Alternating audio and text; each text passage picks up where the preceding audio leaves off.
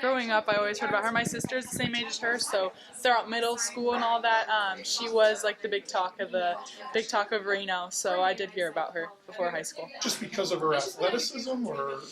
Yeah, that and just her family. They're also amazing. Like her dad and her sister both played basketball, so just their whole family. What do you remember most about those matchups? I know we did have a big rivalry with her high school and my high school, but those matchups were difficult because it kind of was the Gabby show in high school because she is Gabby Williams. She was amazing, but they're always difficult because she's, like I said, she's so versatile and she can kind of do everything. Even in high school, she could do everything.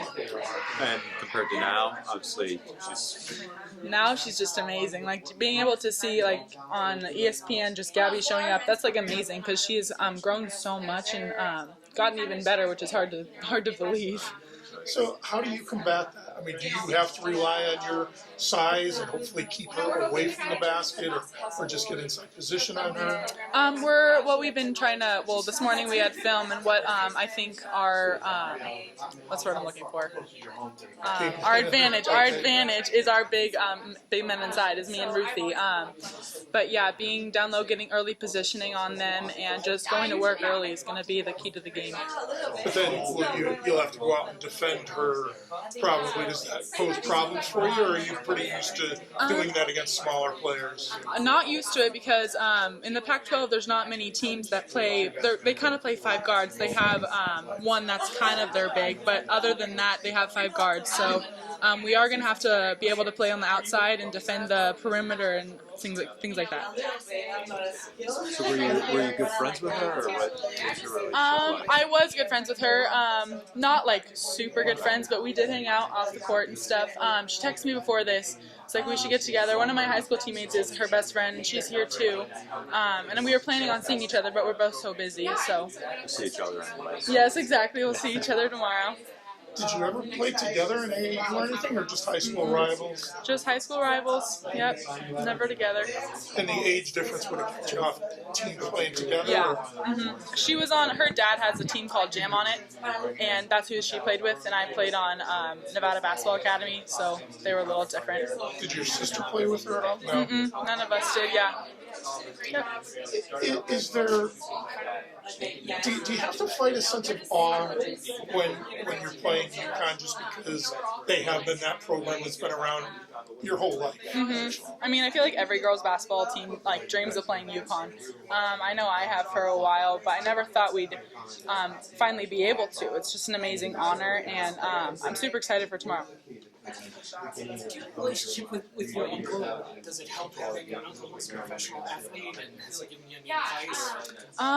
I mean, I don't talk to my uncle that often. My dad does, but I do. My dad was a professional athlete as well, and being able to like think that they've both been through the same things I'm going through is like a lot of help. And my dad texts me every day, every game day. I talk to him before every game, and he gives me like advice before every game. What kind of advice does he give you that helps? He just tells me like believe in yourself, like God's with you. So just always positive for my dad. And have they taught you how to deal with the media? Did they give you any advice on dealing with No, not really. No, just kind of believe in what I'm saying. Where did your dad play professionally? My dad played with the Seattle Seahawks and the Miami Dolphins football.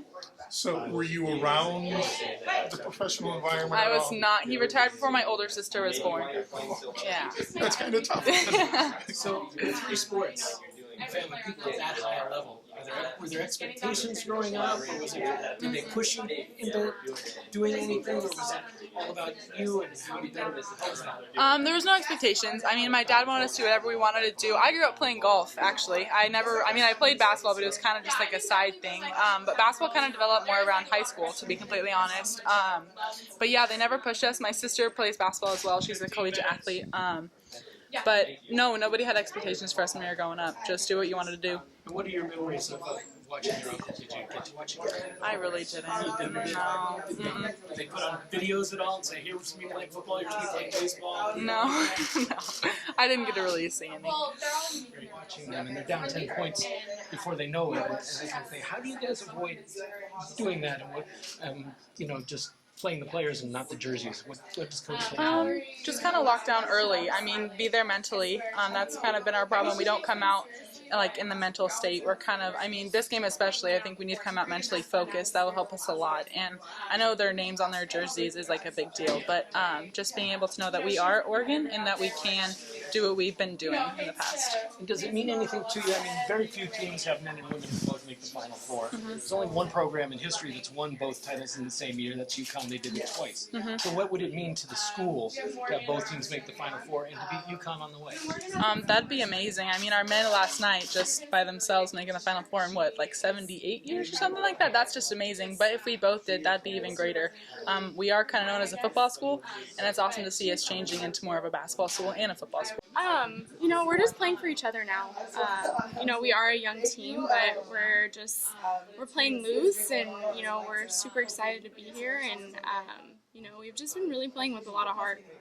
How do you avoid what a lot of teams do is when they get into a game with UConn, they get intimidated, they see the name on the jersey, they're down 10 points before they know it.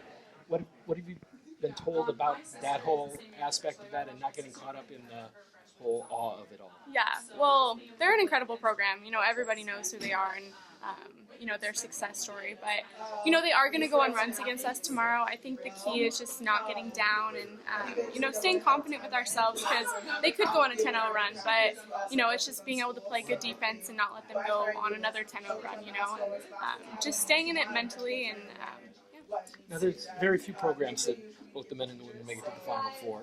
There's only one that's won both championships in the same year. That's UConn. They've done it twice. So what would it mean to the school, to the program, to everything, to have both men and women in the Final Four and to beat UConn along the way?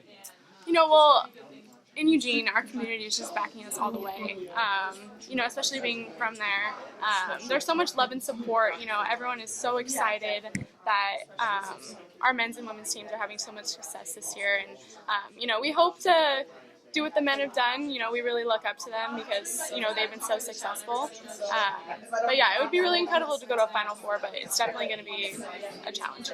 Has it been different for the basketball programs kind of at this football school that people are starting to take notice? What's the difference been like this year? Yeah, there hasn't been much success with our women's program, and that's definitely on the rise now. And we just have incredible sports all the way around. Track and field is, I think, #1 in the nation, and our football program is going to be really good this year again. And just so many. We all support each other, and it's really fun. Finally, Oregon State went out. So I don't know how many people would bet that going into the Elite Eight that Oregon would be there, Oregon State would be there. So what's the bragging rights like now in Oregon, and how proud are you guys to be the Oregon team? Yeah, there's not many bragging rights because I have been able to, since I've been here, we haven't beat them once in conference play. But it is pretty cool to make it to the Elite Eight, and I wish all the success to the Pac-12 schools. Back the pack. And, yeah. So is everybody now focused attention? Have you noticed more attention in Oregon on you guys? Yeah, I think everyone's really impressed with just the young freshmen and, how well they've been doing. And, they've done well all season. So. You have 200 reporters, second player in school history. What did that mean to you? I don't really pay attention too much. I just try to, hit key baskets for us, and I'm always spotting up on the line, but I don't pay attention to the stats. Yeah, thanks. When you hear 110 straight games for a team like UConn, to be able to win that many, what sort of goes through your head, and how do you guys get confident going up against a team like that when you know they haven't lost in almost 2 years? That program, they're a dynasty. That's just been built over many years, and you can't think about it too much. You can't go into the game scared because it says UConn on their jersey. And we kind of have to look at it like, okay, this is another opportunity. This is another team. Yes, they're very, very good, but you just have to look at it like just another game. What makes you confident that this group and this year even, everyone's going to talk about how young you are and whatnot, but what makes you confident that this group, they can get it done, they can beat UConn? It's definitely going to be a challenge. They're kind of an experienced team, and they're coached very well. But I think we're a dangerous team because we are playing so loose, and we don't know any better of the circumstances at stake. And It's going to be a fun game tomorrow. I can't wait. Has that helped you guys? Like you said, you don't really know. You've never really been in this far. Is that sort of something that's just sort of been driving you guys because you're just like, hey, I don't know why everyone keeps talking about why we're so young. We're just playing basketball. Exactly. We're really just playing for each other. We are a family, and nobody thought we were going to get this far. So it just gives us motivation to keep working hard and keep playing for each other. Lexi, one of the things when you bring in a team like that, sometimes the older players aren't so accepting of them. This team the chemistry seems so good with this team.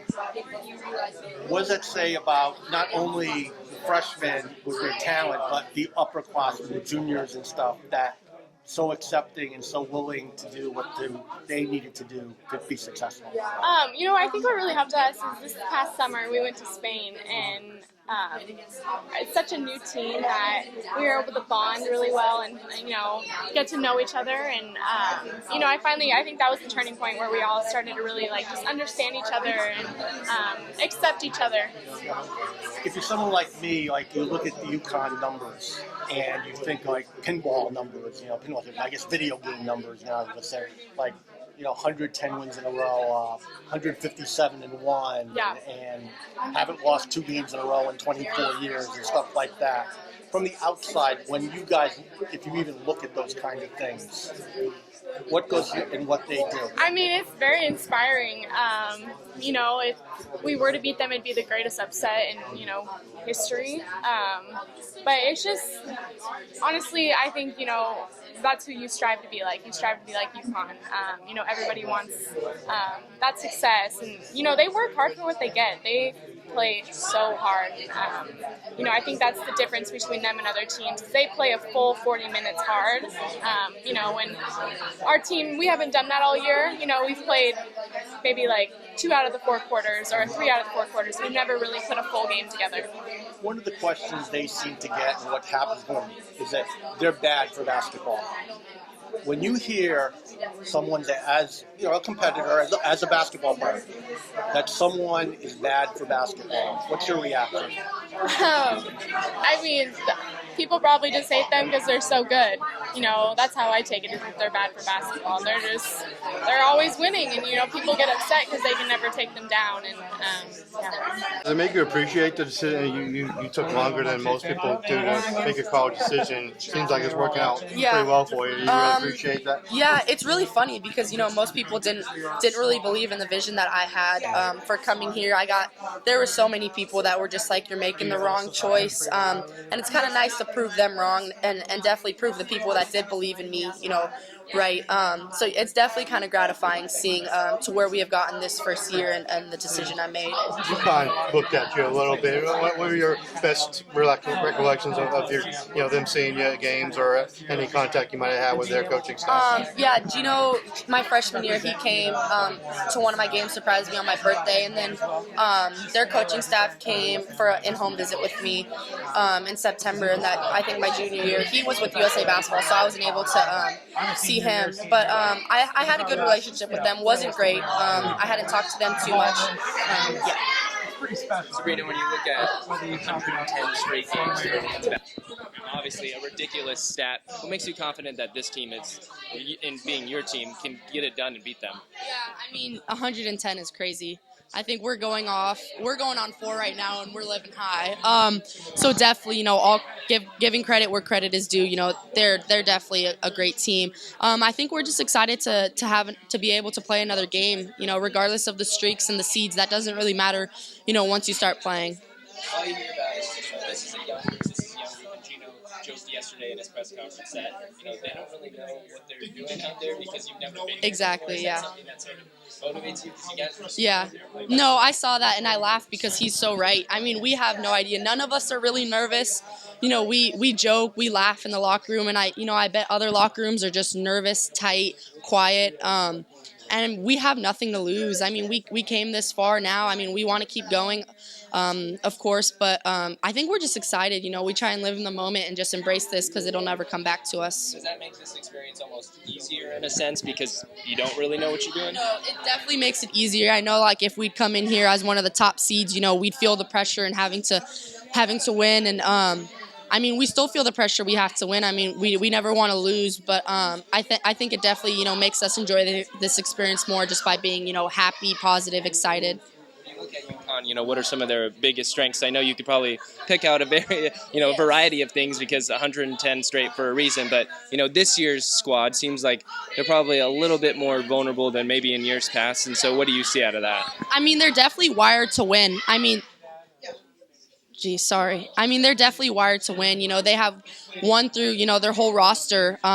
They're winners, on and off the court, and they play well together. They believe in their vision, and, their coach definitely coaches them well. But we'll just have to come out and continue to do what we're doing tomorrow and see where that takes us. Knowing how big of a program UConn women's basketball is, what would it mean for you personally, as a competitor, to be able to beat a program of that stature? I might just end my basketball career right here.